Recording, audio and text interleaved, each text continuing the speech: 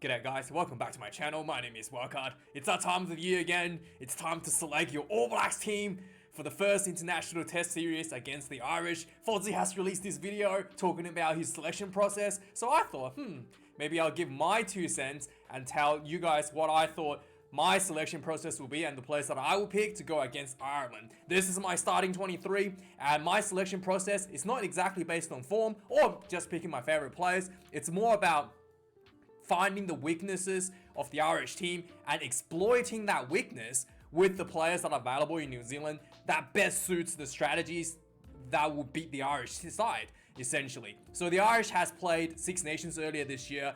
They've lost to France, and also a lot of the Irish team plays for Leinster, and the Leinster lost the finals to La Rochelle. So 2 basically French teams has beaten the Irish side, so we can learn a lot from that experience for the All Blacks to conquer the Irish team.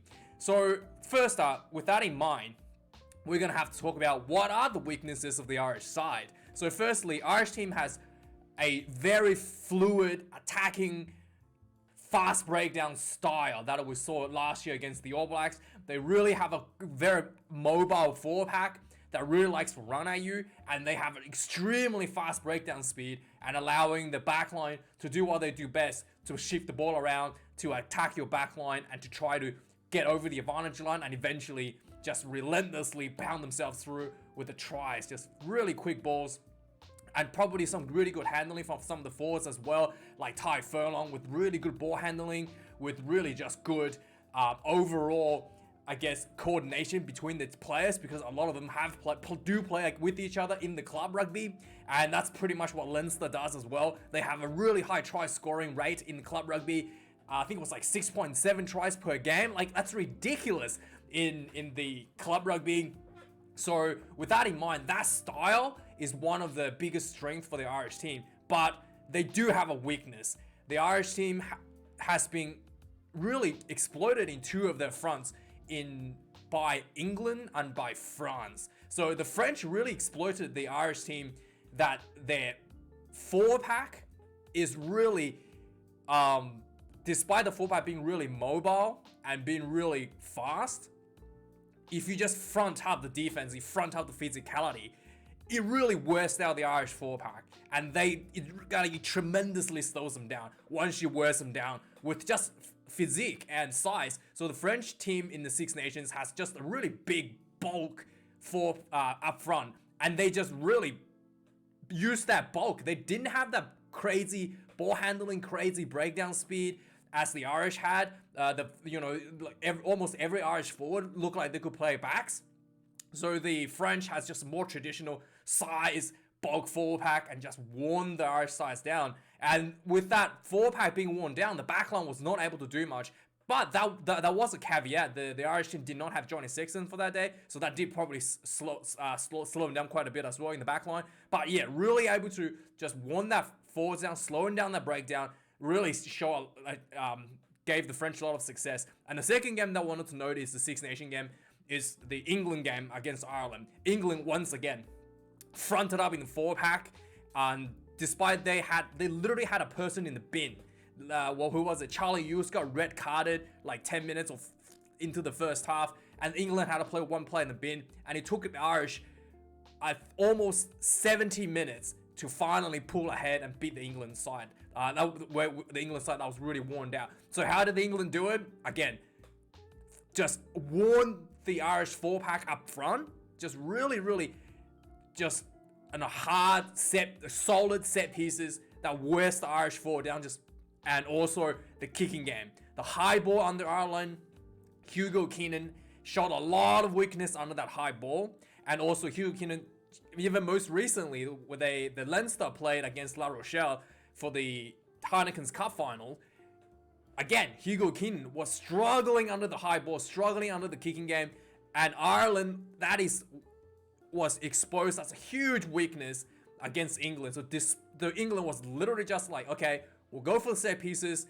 and we just wear the forwards down and then just kick the ball, high ball to Keenan all day, putting pressure under him, and he was not able to cope with that. So that's the 2 big I guess, strategy that I will employ to beat Ireland. So with that in mind, let's look at my selections for the All Blacks team for my All Blacks team against the Irish side. So obviously the number one thing we want to look at is up front dominance for the forward pack. So with the All Blacks front rowers, hasn't really been that, to be honest, hasn't really been that impressive to me, especially in the loose head forward position. Alex Hodgman, in my mind, playing for the Blues with a combination of Ofa Tuanga has done really well for the Blues. And the big, most important fact for the selection for Alex Hodgman. So let's just zoom this up a bit. So I got Alex Hodgman at the starting number 1 position with Tuanga Fasi at number 3. The Blues front rowers has done really well in Super Rugby. Really stable scrummaging and also really good defenders. They're not crazy flashy ball runners like the Irish team, but just having a solid, mongrel, the solid, stable scrummaging and just, clinical execution in the lineouts of the mauls is really important. So having Hodgman and Tuanga Fasi working as a pair is really good. Tuanga Fasi is the best hard hair prop at the moment for New Zealand, so he's a definite selection. The loose hair prop, it's a bit of I thought no one really stood out quite impressively for New Zealand, so I thought Hodgman would be a good selection here, considering that his works as a pair with Tuanga Fasi has done really well for the Blues. And in the hooker position, Sami Soni Tokiyaho gets in the hooker position. He's been really good for the Chiefs, really good line-out set piece, really good, has got a few more tries, and just really big mongrel, hard-hitting guy that loves to mow you down. So someone with the physicality at 2 position and just being pretty good overall in the lineouts. Probably the most successful lineout thrower for the All Blacks. Like I said, the front rowers hasn't been that great. For the Super Rugby sides, Cody Taylor, I have him on the bench. Whilst being a really good ball runner, you might think that he should deserve the starting spot, but his set piece play has been really poor this year. A lot of missed lineouts in the Crusaders side, something that you really don't want in international rugby. So I have him coming off the bench to try to put a bit of pace in the second half. But for the starting spot, like I said, the strategy is to wear the Irish pack down, just big, solid, hard forward pack. By the way, talking about the strategy for wearing Irish down, I have also opted for 6 and 2 on the bench. So we'll have a look at that in a minute. So we have 6 forwards and two backs covering the bench. Again, it's about utilizing what is available for New Zealand. New Zealand has a lot of exceptionally good loose forwards. And also, like I said, the strategy is about the breakdown. The breakdown is a key area. And the forward pack just being able to muscle up and dominate the Irish forward pack is really the key to win. So I have opted for an extra forward on the bench as well. So we'll have a look at that in a minute. But the locking position, we've had here Bodie Retallick and Scott Barrett, the pair duo that I have selected for the locking positions. Bodie Retallick for Chiefs, again, just a lot of mongrel, really good set piece, and also his combination with Takiyaho as well for the lineouts is really much better than Cody Taylor and Sam Whitelock. So I have Cody Taylor and Sam Whitelock on the bench, coming off the bench in the second half. So Bodie Retallick's Scott Barrett gets the starting lineout, starting lock position. Scott Barrett, have him here as well. Ever since Scott Barrett returned, ever since he returned to the Crusaders, he brought a lot of stability to the Crusaders teams. Crusaders literally visibly look better, look more steady with Scott in the team. And one thing that Scott does bring is that mongrel. He like, when the game is on, the pressure is up, Scott Barrett really goes to that dark place. We saw the red card, and he really puts his body on the line and does a lot of, just brings out a lot of mongrel as well for the Crusader side. So I have Scott Barrett at number 5 position. Number 6, another Crusader guy, Ethan Blackadder on the blind side flanker position. There's 2 reasons I have Ethan Blackadder here. First of all, his work rate is exceptionally high for the Crusaders, something that we want for the breakdown. Again, it's all about wearing down the 4-pack. Second thing is Ethan Blackadder can also jump as a 3rd option in the lineouts, so having him in the blindside flanker position really makes sense. So Ethan Blackadder gets a 6 jersey. Number 7 is an interesting one. Some of you might think that Sam Cam should be number 7 because he's the All Black captain, but for me, Sam Cam has not been in form recently. His performance with the Chiefs has just been, like a pass, like A- maybe. I just really wasn't that impressed with him so far. Dalton Papali'i, however, for the Blues has been exceptionally well. Just really muscle up against Mungo. Really, really good defense. High work rate at the breakdowns. Just really good, like, being able to shut the opposition down for getting over the advantage line. Just muscling up. And really just, good defense. Really very few missed tackles. In fact, probably, very few missed tackles. Very few mistakes. Super high work rate. So I have Dalton Papali'i at the number 7 jersey for the All Blacks. And number 8, Adi Savia, the man that'll be playing full game with the duration of the game. Adi Savia for the Hurricanes is one of the players that is again and again able to lift the Hurricanes out of trouble. We saw him score late minute tries. Just again, mongrel, that physicality that he brings to the team. Just super toughness, mental, physical toughness that brings to the team that is desperately needed to beat the Irish side. So Adi Savia gets number 8 jersey for me. So the back line is a really interesting one for selection for me. So first up at number 9 position, let's just zoom this in a little bit. So first up at number 9 position, we have Aaron Smith coming in at number 9. So the number 9 position for me is not really like a key position. It really is just about getting good kicking game, solid kicking game, which Aaron Smith does bring. And also, it's all about just getting to the breakdown speed, getting the breakdown recycled as quickly as possible to feed the ball to the back line. And I think Aaron Smith ticked that box quite well for me.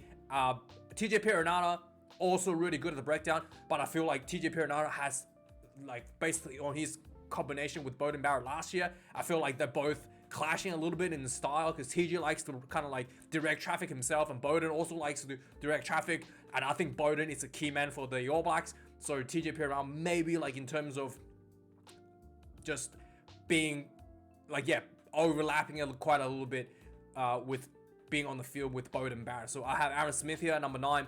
As you can see, number 10, this is the key man for the All Blacks. Beauden Barrett has been in tremendous form this year for the Blues. This is the best Beauden Barrett we have ever seen. I have ever seen. I know, you tell him, you think the Beauden Barrett was good in the past. That he's really taken his game to the next level. His kicking game is amazing, spectacular. Just not just like your it's not just your typical high balls and stuff. The variety of kicking game that he brings to the game is like a Swiss pocket knife. Not even like one Swiss pocket. Like, imagine someone has like 5 Swiss pocket knives that he can just whip out at any time and just be able to solve the problem whenever he wants. So he's placed at the moment with a lot of freedom, a tremendous amount of speed, and is able to read the game exceptionally well, being able to slot himself in the right position, the right spots, setting up his backline exactly the way he wants it, super smooth. It just I cannot say anything more about Beauden Barrett this year. He's definitely spending a lot of time in his own, like, off the field, working on some of his craft. His goal kicking has improved a lot as well, and just someone that's I think he's gonna be someone that's gonna take the All Blacks to the World Cup next year. His current form, it seems to just be, just way better than what he was in 2021. So Beauden Barrett gets a 10 jersey, hands down. There's no argument about it there. So the backline here, 11, 12, 13 are all the Blues backline. So the Blues backline in combination with Beauden Barrett has just been an absolute pleasure to watch in Super Rugby. The way they're able to combination with each other, the way they're able to slot between different positions to set up their own teammates has just been really, really good for the Blues, and that's why I pretty much have the whole backline from the Blues on the field here. So first up, Roger Tuivasa-Sheck. I think the man has so much talent, so much promise for the All Blacks, and the main thing about Roger Tuivasa-Sheck is he brings that style that the All Blacks really, really want, that hard-running style, like Sonny Bill Williams, who can break the game line consistently and still able to get the offload off. So he ticks the box there, and also his defense has been quite good. I do have one note with Roger Tuivasa-Sheck. His tackling technique is a little bit high. He hasn't been penalized for that yet, but I can see in a Thai international match that could potentially be an issue where he gets like an accidental head collision and voila, he's out for a red card or yellow card or something stupid like that. That's the only thing I think he should work with, but his overall ball carrying and just defense has been really well. And the way he works around Beauden Barrett and also Rico Ioane on the outside center position is just like so good, so smooth to watch. And this is something that I have him here. And the reason that I also wanted to run the Blues backline the way they kind of set up as much as possible is also because Roger Tuivasa-Sheck hasn't played Union before. So I wanted to give him the same backline, the same players that he's been playing with in the Blues, so that he has, you know, the most opportunity to show his talent. If I put him against, you know, Good Hugh, for instance, then he's just not going to be able to combination with him because he never even touched the ball with Good Hugh before. I think with a full season with the Blues, having just his teammates around him will just really allow him to shine exactly how his teammates will know how he plays, and he will be able to work out what his teammates want in a snap. So RTS at 12 and Riku Ioane at number 13. This guy is just absolutely lighting the field up for the Blues. He's so quick, so fast. I honestly don't think he's human.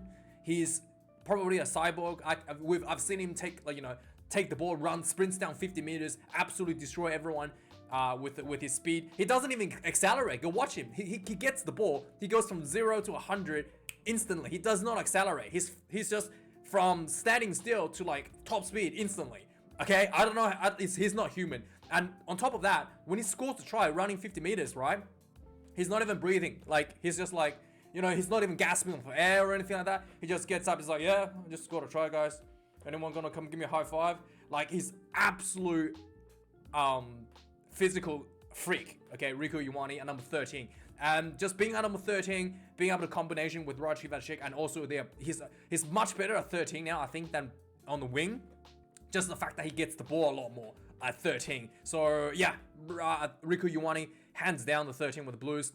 Now the last two spot for the backline, obviously, AJ Lamb on the wingers. I have AJ Lamb at number 11. The reason for AJ Lamb at number 11 is AJ Lamb is so damn good at pressuring the kicking game from Beauden Barrett.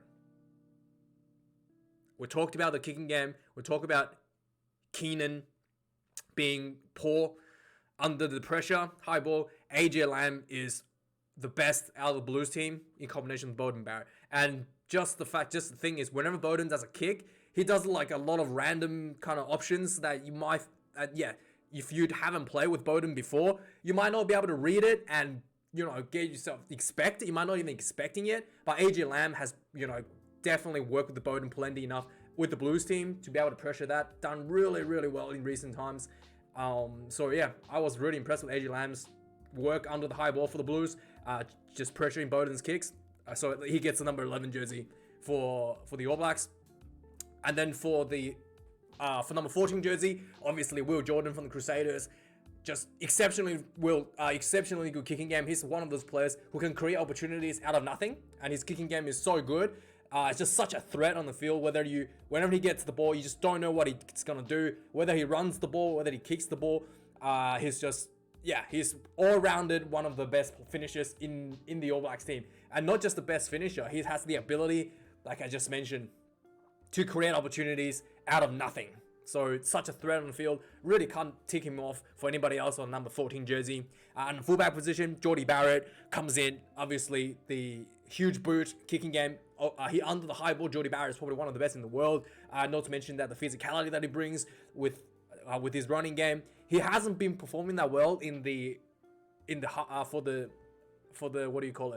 Hurricanes, but I still think that the core skill set that Jordie Barrett brings, it's just for international rugby, is just exactly what you were looking for. Also, he's a long range goal kicker as well. So with those penalty goals that if you need it when it's a tie game, he can slot the goal anywhere within your 50, sometimes outside of your 50 as well. So that is a huge threat to have on the field. So Jordie Barrett gets number 15 jersey. So substitutes, I already mentioned a little bit. Cody Taylor gets the hooker position for substitute. George Bauer comes in number 17, the Crusaders combination with Cody Taylor. But for the tight head proposition, I opted for a bit more experience. So this might be the only selection where I feel like I might have a bias because I'm a fan of Owen Franks. So I have him coming in number 3. Every time he's on the field, coming off the bench, whether it be coming off the bench or starting for the Hurricanes, the Hurricanes just look a lot more steadier. Especially in the set pieces, just look a lot more cleaner for me. I'm not sure if I'm biased. I just feel like he just brings that experience, brings that stability coming off the bench. Like we mentioned, the 4-pack, we don't need these guys to do anything crazy, fancy, offloading, cut out passes, any of that crazy stuff. We just need them to front up the physicality, and I think Owen Franks does really well. And also, he's a really good scrummager. He's done really well. Like, we've seen where the Hurricane scrum struggles, and he comes on the field and immediately fixes the scrum. So that for me is the selection for Owen Franks over Tava from the Chiefs.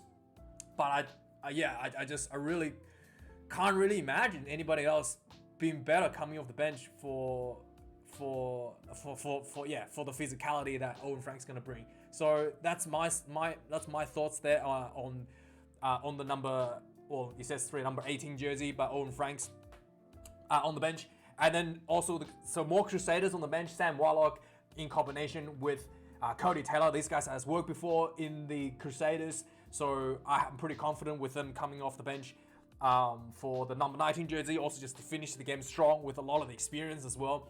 Just especially in a tight game, you want your bench to come off just knowing exactly what to do, and they're not gonna muck up or let the pressure get to them. I have also, like I mentioned, I have opted for 6 forwards on the bench. It's something that the All Blacks don't really do, but I think against Ireland, like I mentioned, it's all about muscling up, and also the abundance of loose forward talent in the All Blacks team. It will be a waste if you just don't run the forwards. So Akira Ioane for me has played exceptionally well for the Blues coming off the bench at times. Such a strong finisher, just physicality that he brings is really, really important, especially in the second half when teams are getting tired. Having him on the field just imposes that physicality. Will get you through to the end. And the thing with Irish side as well, they tend to bring off all of their more experienced players, like Cian Healy and stuff coming off the bench. So just having that experience in the forms of Sam Whitelock and Owen Franks, I think also matches the experience that comes to the bench for the Irish side. So Akira Ioane, just like a younger guy, more energetic guy to come off the bench to finish up the game. Again, Sam Kang is here for his experience, the captain, just to come on, finish up the game, brings that leadership that you need in the second half, especially in a tight game, to close out the game exactly the way you need them to be. I think Sam Cam it will be a really good role for that. Number 20 jersey coming off on the open side flanker position. So Akira Ioane will go to blind side, Sam Cam will go to open side, and Sam Whitelock might come on for Scott Barrett. Maybe Brodie Retallick to see whichever guy is one or the other. On the backline reserves, first I have Richie Mo'unga. Richie Mo'unga is there I think Richie Mo'unga is more of there to cover Bowden if he gets injured or get hurt. And also Richie Mo'unga doubles down as a cover for any of the wingers. And I have David Havili to cover the center positions for the backline. So if RTS is having an issue, if he gets a red card, like I mentioned, head collision, David Havili will be on for 12. And also David Havili could play outside center if like Rieko Ioane goes to the wing or Rieko Ioane comes off. And yeah, so maybe Will Jordan can come off and we can put Rieko Ioane on the wing and have David Havili on the outside center position. One of the reasons I don't have David Havili at the starting position is that in recent times, Havili is playing more of a second 5A role for the Crusaders with a lot of kicking game. So that's something that the All Blacks don't really like to do out of the 12 position. So I don't think Sir Fozzie will be happy about having him kicking from the 12 position, and Sir Fozzie really will like someone who can bust the gang line, get over the advantage line at the 12 position for the All Blacks. So that's the reason I have Havili at number coming off the bench as probably more likely as an outside center maybe. And he'll be coming off not outside center, sorry, coming off the bench and have basically him taking either take off RTS or put Havili at outside center and have RTS work with him from the inside center position. That's the kind of goal. And Richie Mo'unga also covers the fullback position. Richie Mo'unga's kicking game is pretty good on the high ball. So I have Richie Mo'unga also covering that as well. So that is my selection. The backline is a little bit difficult. I did think about Perofeta to potentially being in position over Richie Mo'unga, but because you're covering the wingers and the fullback as well as the 10. But Perofeta his performance in the elimination round, I think it was, really did show that he lacked a little bit of experience under high pressure.